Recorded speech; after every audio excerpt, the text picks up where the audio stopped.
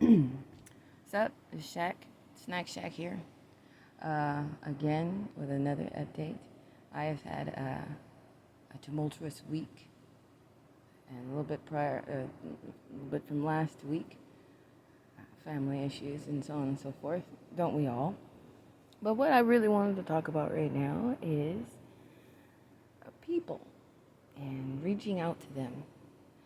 Particularly, my topic is about non-union members of the workforce. It's now 2021 in March. Today, to be exactly, it's the 17th, I believe. And I wanted to discuss about a situation I had. I'll talk further about it in another video, but I honestly feel bad for the workers. They work really hard for little peanuts that they get, and yet they're not interacting with the higher ups that are responsible for the peanuts they get. They're interacting with the customers that go in there and assist them in getting peanuts. And when I say peanuts, I'm talking about money, their wages. If that company was failing, they would not be able to hire as many, because what businesses don't do is keep their staff after they start taking a loss. They get rid of the staff and employees before they take an actual loss. Hell, if it's a projected loss, they would preemptively get rid of their employees so they don't lose anything. The reason why I say this is because I do not want to leave behind our brothers and sisters in the workforce just because they work for a company or a corporation that does not provide collective bargaining, that does not provide organizing and making sure each and every employee is treated fairly with respect and get a livable wage with benefits. That sounds like you can have a slightly more pleasant work environment and a happier life for the worker. I think I would suggest us that are in unions go support the workers. You don't have to, buy a hell of a lot of stuff.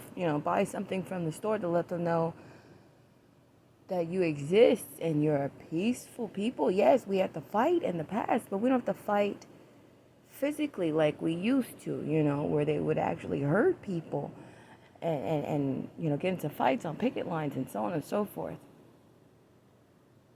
I would prefer, people who are in unions start showing up at these places and letting them, the workers know that you are in a union. What if they're just terrified that, oh no, we may get in trouble if we, go to a union meeting and stuff or talk to union workers outside of the workplace? You should let the companies and corporations know that you may not like us and be fear-mongering to your employees about unions, but we're just people. You guys are corporations. You don't have people working there. You have employees. We have people in our unions. We talk to each other. We sit and we listen. We gather. We discuss stuff. We deal with the issues. We don't cover it up and make another issue by dismissing someone's issue. I think we should definitely join together and start reaching out to them. What if they're just, got some made up stuff in their head about unions, about how they be negatively affecting and, oh, they're corrupted, this, that, and the other, and da da da da da. No, that is salacious information, and not in every single union. And not only that, it doesn't stay that way. See, that's the thing about unions. Once we find what the problem was, we get it out. We don't keep it going. That's how we still keep our unions. Meanwhile, their businesses are being absorbed and fucking picked apart by bigger business and, sold off to the highest bidder. You can't do that to unions. You can't do that to people. They've been trying really hard to mess with the way we operate, whether it be with our dues or with how we reach out to people who in our field to get better in life. We're not trying to have them sitting stuck in one spot. We're continuing to fight. And damn that 1 cent, damn that 5 cent. We want dollars. When we want an increase. Why should we be fucking excited about a 35-cent raise? Why should we want to work harder for pennies? And it's sad that the corporations don't include your future when they're giving you these peanuts. I would, suggest that we keep speaking positively about unions. We keep talking about how we can organize. Keep talking about how it's important for us to be people on the same side. Free will. And the future of our planet literally depends on what we as the workers do. They can't build nothing if they ain't got nobody to build it. Yes, they're going for robots, but what man-made kind of things happens, it ends up falling and failing. But when the people, the tribe, the human race get together, we make incredible things. I would prefer we start with change, accepting women, treating each other better, communicating, listening, and respecting people's boundaries and limitations.